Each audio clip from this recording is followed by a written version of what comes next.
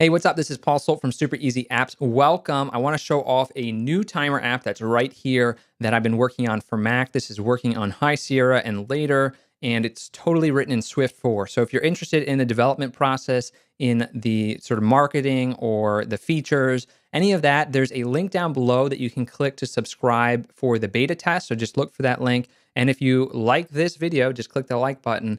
That would be awesome. We are building this app because I needed a better app on my Mac for tracking time. And now I want to show off one of the features that we built in, which is the shorthand notation. So what I can do is I can just come over here and I can type something like 20 minutes. That will create a 20-minute timer and start it right away.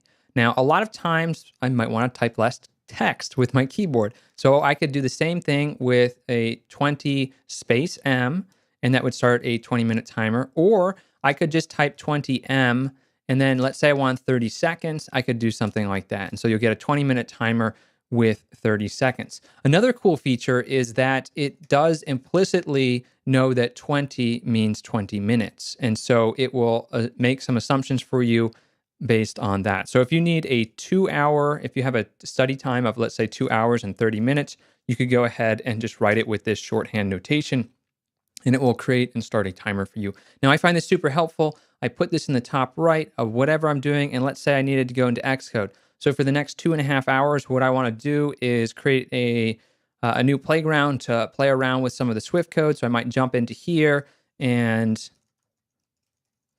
create this new playground, and we'll go ahead and create some variables. So let's create a variable called X, give it a value of 10, variable Y, give that a value of 25, and then let's print the result. Something like that, and we can just get started. So that is why I would use something like this. It allows me to work on a piece of code, or if I'm writing an article, I might be writing an article and I want to pull that up and I want to focus on this article. Now, I find it a lot better to focus on smaller time blocks. So I would do something like 20 minutes, or I would do 60 minutes, or I would do maybe 90 minutes. Those are good time blocks for me. Let me know what you think. That's the shorthand. It's really convenient. You can add an hour, you can add 60 minutes, so you can type 1 hour and it just works. 1H just works.